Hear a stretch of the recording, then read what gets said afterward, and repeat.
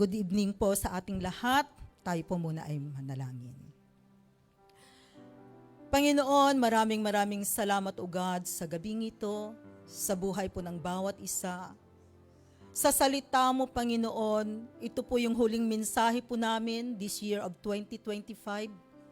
At babaunin po namin, O Diyos, sa pagdating po ng 2026, O God. Kaya dalangin ko, Lord, patuloy na mangusap ka sa bawat puso. Banal na Espiritu, salamat din po sa inyong presensya sa pangalan ni Jesus. Amen.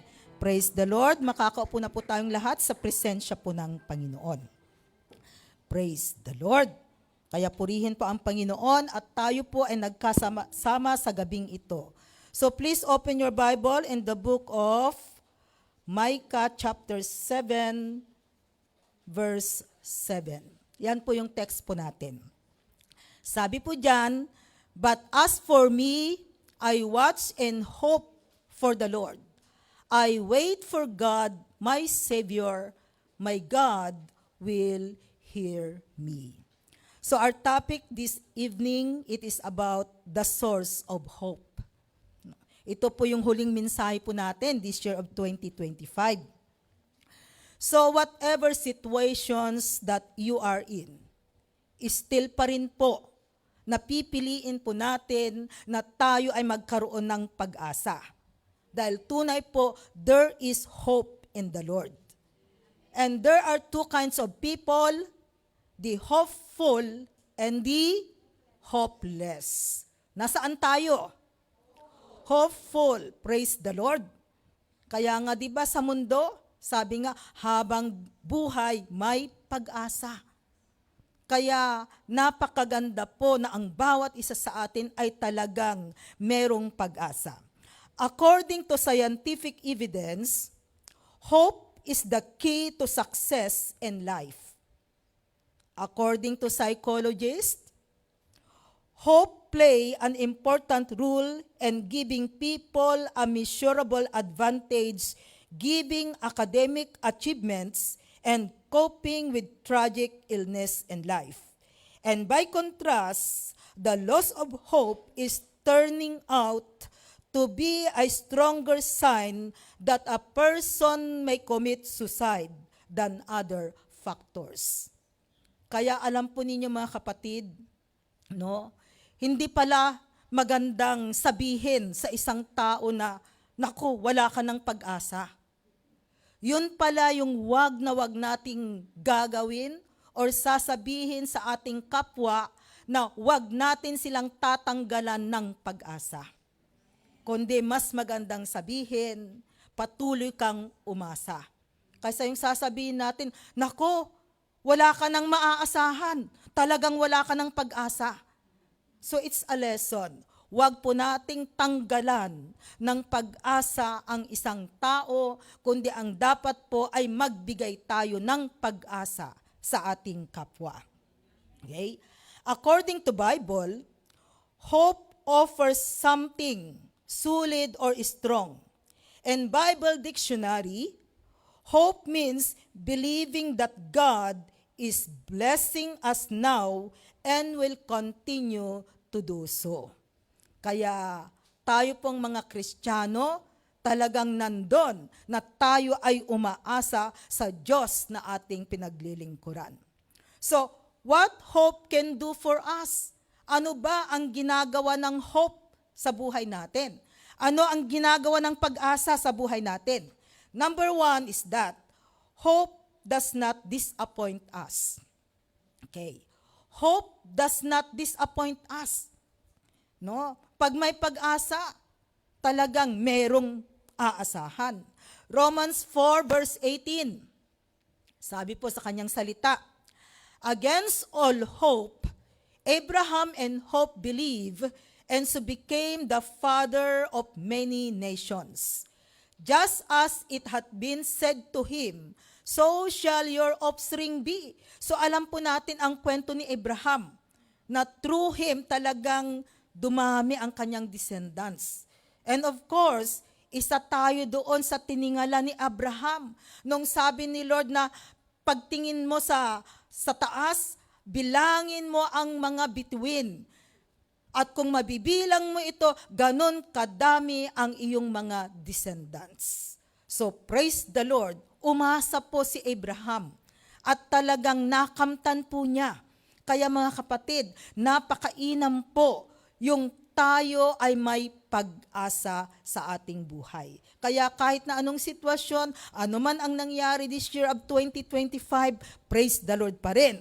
No? Dahil aasa tayo na this year of 2026, mas maganda pa po ang darating. No? Marami mang pagsubok, pero marami din pong pagpapala na ibibigay ang Panginoon. So number 2, hope can get us through great difficulties. Pag may pag-asa, tinutulungan po niya tayo. Dumating man yung sitwasyon na maraming mga testing, maraming mga trials na nangyayari sa buhay natin, no? Ang pag-asa po, yan, talagang tutulungan niya tayo. Sabi niya sa Psalm 9 verse 18, "But God will never forget the needy. The hope of the afflicted will never perish." So, nagpapatunay lamang po na hindi tayo pababayaan ng Panginoon in times man na may mga testing, may mga trials. Salamat kay Lord dahil alam ko po na ang bawat isa sa atin maraming pinagdaanan this year of 2025. No? At alam natin this coming year, no, hindi yan nawawala. Dahil sabi nga natin, habang may buhay, kakambal na po natin ang mga testing trials na nangyayari. Hindi po natin inaasahan, biglang dumarating ang testing, isn't it? Pero ang kagandahan mga kapatid, andyan ang Diyos na ating pinaglilingkuran na kayang-kaya po niya tayong tulungan. Kaya ang hope, sabi diyan, hope can get us through great difficulties. Dahil may pag-asa, meron tayong aasahan sa Panginoon, merong gagabay at tutulong sa bawat isa sa atin. Number 3 is that hope carries us toward our goal. Ang pag-asa, no, dadalhin po niya tayo kung meron tayong mga pangarap sa buhay. Maaring this year 2025, no, ang mga pangarap natin natupad, pero may mga pangarap na hindi natupad. Kaya huwag tayong mawalan ng pag-asa. Dahil ang pag-asang yan, dadalhin po niya tayo para makamtan natin ang ating mga adhikain sa buhay. Who knows, yung year 2026, ito na pala yung taon mo. No? Sabihin mo dyan sa katabi mo, 2026, no, darating na yung hinihintay mo, kapatid. Praise the Lord, no? Kasi kung ating titingnan mga kapatid, no, alam ni Lord ang pangangailangan ng bawat isa sa atin. Alam niya yung desire ng puso natin. Ayun, inawit ng ating mga kapatiran from Ifugao, Heart's Desire, no? Alam ng Panginoon. So, pag-asa. Kaya ang pag-asa na ito ang dadalhin natin. Ito yung huling mensahe natin this year of 2025 and 2026. And dadalhin natin that every day in our life, this year of 2026, nandun ang salitang hope. Umaasa. And Psalm 25 verse 5 as our supporting verse, sabi doon, "Guide me in truth and teach me, for you are God my Savior, and my hope is in you all day long." So, ibig sabihin, sa araw-araw na ginawa ng Panginoon, kasama natin ang pag-asa. Pag-asa. 1 Timothy chapter 4, verses 9 to 10. "This is a trustworthy saying that deserves full acceptance." Verse 10, "That is why we labor and strive, because we have put our hope in the living God, who is the Savior of all people, and especially of those who believe. Kaya mga kapatid, salamat dahil tunay po hindi po nasasayang ang ating ginagawa. Dahil ang bawat isa sa atin ay patuloy na nagtitiwala sa Diyos. Hope and trust, they are inseparable. Pag may pag-asa, may tiwala. Kung may tiwala, merong aasahan. Sabi yan, because we have put our hope in the living God. Kaya nararapat lamang po na patuloy na ang pag-asa natin ay ibigay natin sa Panginoon. No? Who is the Savior of all people, ang ating tagapagligtas. At lalong-lalo na sabi yan, of those who believe. Kaya kung tayo po ay naniniwala sa Diyos, tunay mga kapatid, na merong pag-asa sa mundong ito. Na hindi po tayo nananatiling ang sitwasyon natin kung na-encounter naman po natin ang difficult life, hindi po tayo nananatili doon. Dahil sa Panginoon ay may pag-asa. At kayang-kaya pong ibuhos ni Lord ang rumaragasang pagpapala sa bawat isa sa atin. Kung may testing, merong blessing, isn't it? Praise the Lord. Ganyan po ang ginagawa ng Panginoon, no? Na kahit na magtapos ang 2025, no, darating pa rin ang pagpapala. So praise God. Another, hope sustains when else fails. Ibig sabihin na nating mawala man lahat. Pero kung may pag-asa, meron tayong kakapitan. Diba? Hope sustains when else fails. Mawala man lahat-lahat. No? Pero kung may pag-asa mga kapatid, meron tayong kakapitan. Kaya nga sabi ko kanina, huwag nating tanggalan ng pag-asa ang isang tao. So sa atin pong mga mananampalataya, remember na ang dapat gawin po natin, magbigay tayo ng pag-asa. Huwag nating tanggalan ng pag-asa ang isang tao. Yun bang nahihirapan na nga, nagkakaroon na nga ng problema, and then sasabihin mo pa, uy, ganyan ka na talaga, wala ka ng pag-asa. That is the worst thing na gagawin ng isang mananampalataya. Kaya sabihin mo yung katabi mo, wag na wag mong gagawin yun. Never, never natanggalan natin ng pag-asa ang isang tao, kundi ang gagawin natin, pag alam natin na talagang nahihirapan na nga siya sa buhay, wag nating dagdagan, kundi bigyan natin siya ng chance, bigyan natin ng pag-asa. Yun po yung the best na pwede po nating gawin, maitulong sa ating kapwa na nalugmok na po sa hirap. No?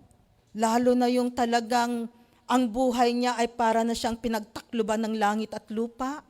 Alam mo na ngang ang bigat-bigat ng kanyang buhay. And then imbes na i-encourage mo, no? Lalo mo lamang siyang hihilaing pababa. No? Wag na wag po nating gagawin.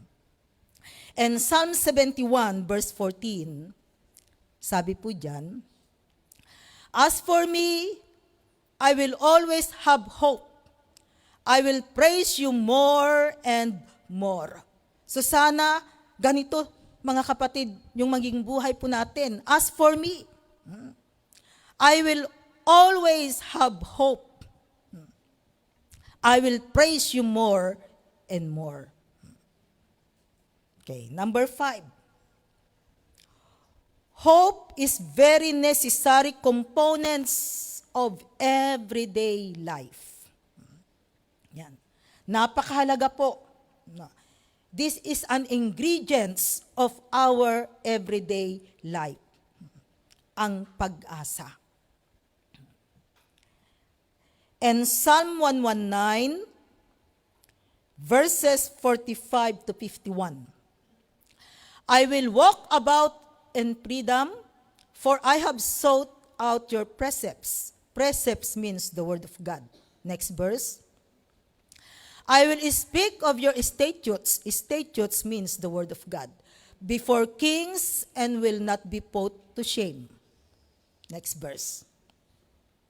For I delight in your commands because I love them. Commands, of course, it's the word of God. Verse 48. I reach out for your commands, which I love, that I meditate on your decrees. Decrees means the word of God. Remember your word to your servant, for you have given me hope. No. You have given me hope. Dahil ang Diyos po na pinaglilingkuran natin ay patuloy na nagbibigay ng pag-asa sa bawat isa sa atin. Kaya kapit lamang po sa Panginoon, mga kapatid. Hindi man po natapos yung ating mga testing, kasi ilang oras na lang, wala nang isang oras pala. Kasi 11:10 na yun, o 11:08, no? Hindi man po na-solve yung problema natin this year, 2025, kasama nating mag-New Year mamaya. No? Di ba? Pero okay lang. No? Dahil alam natin na hindi tayo pababayaan ng Panginoon. No? May pag-asa sa Kanya. Kaya still pa rin na masaya tayo na mag-New Year. Amen? Hindi natin sasabihin na mag-New Year na. Nako, testing problema. Maiwanan ka na sana. Pero hindi eh. Kasama din natin. Praise the Lord. No? Pero ang kagandahan, mga kapatid, alam natin na meron tayong kakapitan, meron tayong lalapitan, at may pag-asa ng buhay. Yun po yung kagandahan. Dahil meron pong magbibigay sa atin ng kalakasan, mga kapatid. Kaya ang hope, sabi natin kanina, hindi ko pa tapos. Verse 50. My comfort and my suffering is this. Your promise preserves my life. And verse 51. The arrogant mock me unmercifully, but I do not turn from your law. So, manatili po tayo sa salita ng Panginoon. Kaya nga, di ba, bago matapos na nga ang year 2025, still pa rin na nakakapakinig tayo ng salita ng Panginoon, na gusto nating magbabad sa Kanyang salita. Dahil ito po yung ating kailangan, mga kapatid. Kaparte na po ng buhay natin ang salita ng Panginoon. Ito ang nagpapalakas sa atin. Ito ang pagkain ng ating kaluluwa at espiritu. Okay. Pang-ilan na? Number 6 na. O, tingnan ninyo, ang daling natapos, di ba? Hope stabilizes in the storm. Stabilizes in the storm. Hebrews chapter 6 verse 19. We have this hope as an anchor for the soul, firm and secure.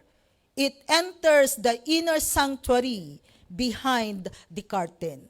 So ang pag-asa, sabi niya, katulad ng anchor for the soul. Ang anchor na ito, di ba yung barko, may anchor, no? Para sa ganun maging stable yung barko. So ganun din po, mga kapatid, ang magiging buhay natin, no? Nasabi yan, we have this hope as an anchor.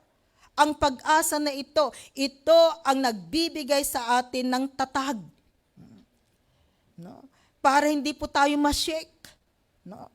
Kaya salamat dahil merong salitang pag-asa. Merong salitang hope na tunay po na dumating man ang bagyo but still you are at peace. Kalmado ka pa rin. Praise the Lord. No? Kaya alam po ninyo, napakagandang pong manilbihan kay Lord. Kaya ipagpatuloy po natin. Kahit na marami pang taon yung darating, still pa rin po na nasa presensya tayo ng Panginoon. Tinitingnan ko yung mga lumabas ngayon, marami sa inyo ang wala noong December 24, isn't it? At yung mga last December 24, parang konti lang yung meron ngayon. Kasi tinitingnan ko yung mga mukha. Yung mga lumabas last 24, konti lang sa kanila ang meron ngayon. Pero marami po sa inyo ngayon ang wala noong December 24. Sige nga, itaas ang kamay. Tingnan natin. Yung wala noong December 24, itaas ang kamay. Tingnan ninyo, marami kayo. Kasi kilala ko yung mga mukha, yung mga kasama natin noong 24. So, purihin ang Panginoon. Dahil nabibigyan pa rin po tayo ng pagkakataon. Ako rin noon, nung nasa employment ako, December 31 lang ako nakakalabas. Ang 24, mag-isa sa kwarto na nag-Christmas. At least pag New Year, ay, nakakarating para mag-countdown. So, praise God. So, sabi natin kanina, what hope can do for us? Hope does not disappoint us. Hope can get us through great difficulties. Hope carries us toward our goal. Hope sustains when else fails. Hope is very necessary components of everyday life. Hope stabilizes in the storm.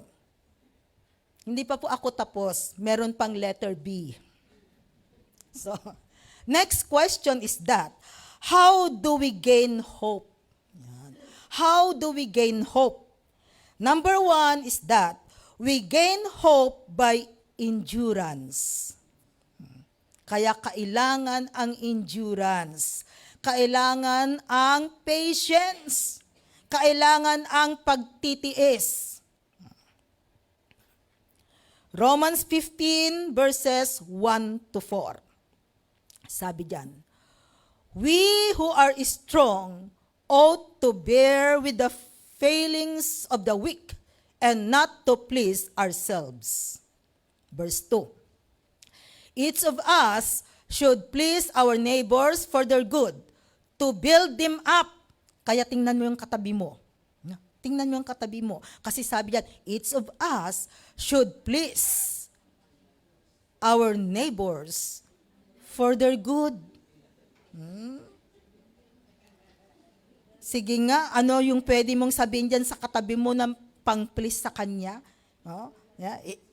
Sige nga, i-apply nga natin. Ano yung pwede mong sabihin diyan sa katabi mo? Diba? Each of us should please our neighbors for their good, to build them up. Diba? Ang bukang bibig natin is that God bless you.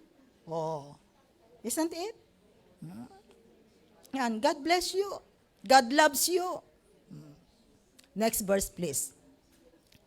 For even Christ did not please himself, but as it is written, the insults of those who insult you have fallen on me. Verse 4. For everything that was written in the past was written to teach us, so that through the endurance taught in the scriptures and the encouragement they provide, we might have hope. Kaya nagpapatunay lamang, mga kapatid, na magkakaroon po tayo ng hope. We gain hope by endurance. Kaya tiis-tiis lang. Tiis-tiis lang. Yung pagiging kunyan natin, tiis-tiis lang. Bukas makalawa, ikaw naman ang madam. Praise the Lord, di ba? Ganun lang naman. Kasi ang buhay ay katulad ng gulong. Di ba? Up and down. Ganun ang buhay. Kaya kahit na, o di kaya, yung katabi mo, baka mamaya millionaire yan. Yes. Kayang-kaya po tayong pagpalain ng Panginoon. Ang pinag-uusapan natin, hope. Di ba? Pag-asa. Praise the Lord. Okay. Number 2. We gain hope through encouragement of Scripture. Dahil sa salita ng Panginoon, Scripture means the Word of God. Psalm 119 verse 43. So, sabi diyan, Psalm 119 verse 43. Never take your word of truth from my mouth, for I have put my hope in your laws. So, sa pamamagitan ng salita ng Panginoon, no? Psalm 119 verse 74. May those who fear you rejoice when they see me, for I have put my hope in your word. Kaya magkakaroon po tayo ng pag-asa because of the word of God. Sa mga salita ng Diyos na atin pong napapakinggan, mga kapatid, it give us hope. Kaya ang sarap mag-aral, makinig ng salita ng Panginoon. Okay. Number three is that we gain hope by trusting Jesus Christ. Sa pagtitiwala natin sa Panginoon, nandyan ang pag-asa. Romans 15 verse 13.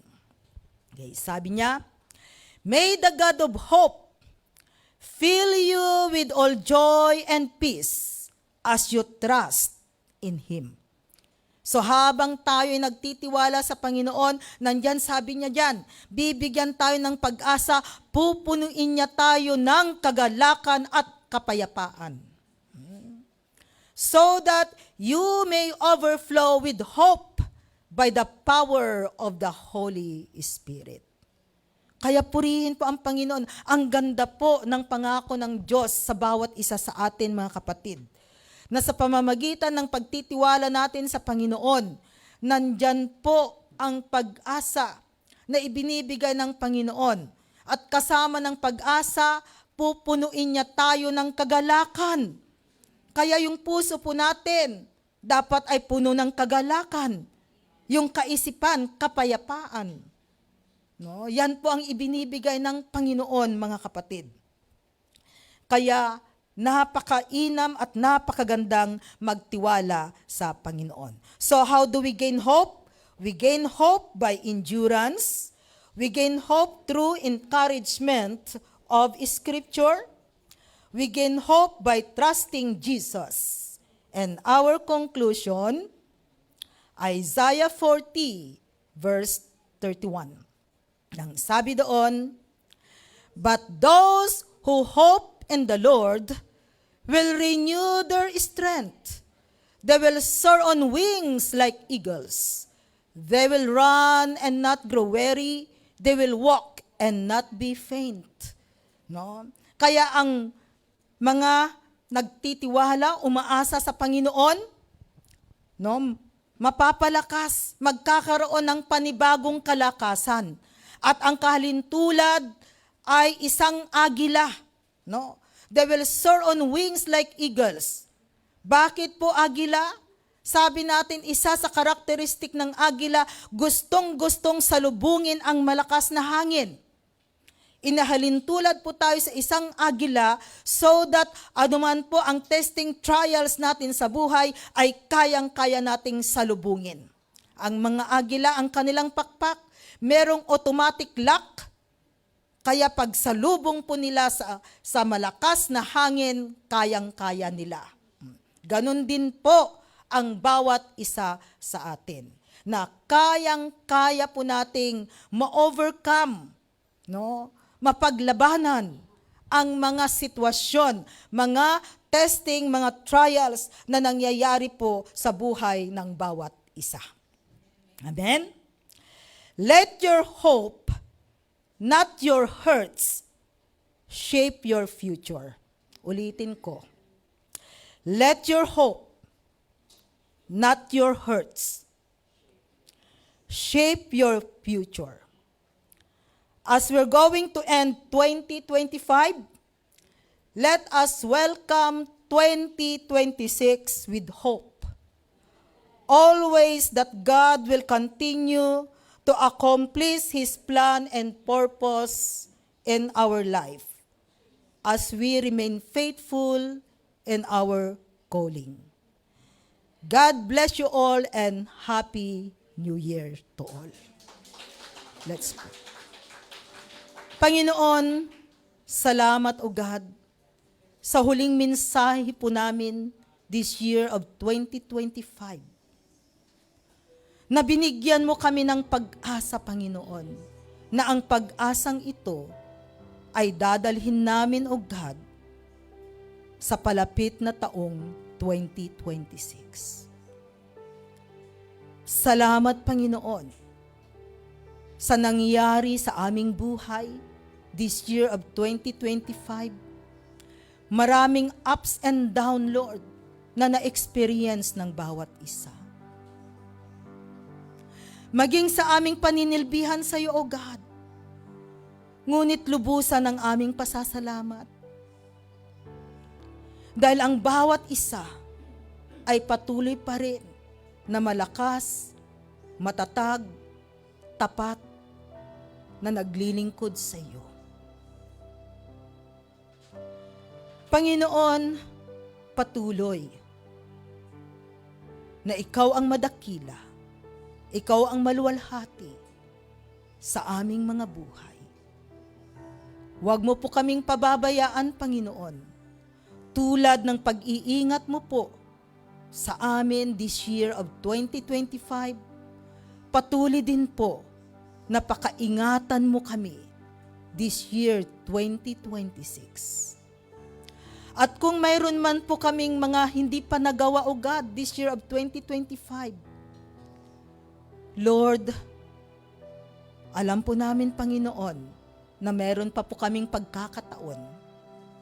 At hayaan mo nga po, O God, na this year 2026 ay magampanan po namin, O God, ang mga dapat po naming gampanan sa amin nga pong paglilingkod sa iyo. Kaya muli, O Diyos, alay po namin ang aming mga buhay sa iyo. Pakaingatan mo kami, Panginoon, at patuloy, O God, na pagpalain mo ang lahat ng aspetos ng aming mga buhay, maging sa aming mga pamilya, Panginoon. Dahil sinabi mo, O God, that our family is part of us, Lord. Kaya ipinagkakatiwala din po namin, O God, ang kanilang mga buhay. Napatuloy din po, O Diyos, na gabayan mo sila at makamtan din po nila ang biyaya ng kaligtasan. Maraming salamat, O God, at ibinabalik ko sa iyong mataas na papuri sa pangalan ni Jesus. Amen. God bless.